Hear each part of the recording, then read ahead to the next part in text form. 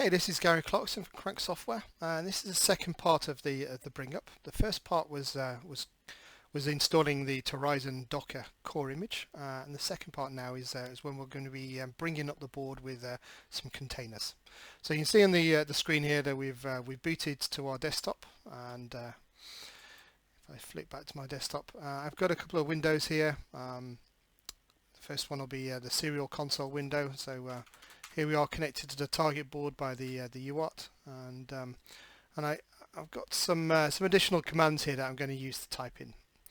So the first step really is to commission the operating system on the board. So we're going to on this iMX8 Apalis module, we're going to be installing a 64-bit version of the Debian Weston container, and this is going to have the Vivanti GPU acceleration in board.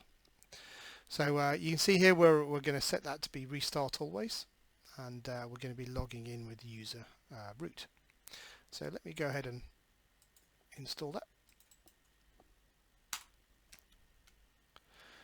So you'll see here that the first thing it does is pull down all of these images live. So because this is an empty image really, we're pulling down a base image with essentially the same as what you'd find if you installed a base desktop image with, say, Ubuntu. So this is going to have the Weston display manager, and the platform is going to have all of the graphics drivers ready for us. But at this point, we're not going to have any applications loaded.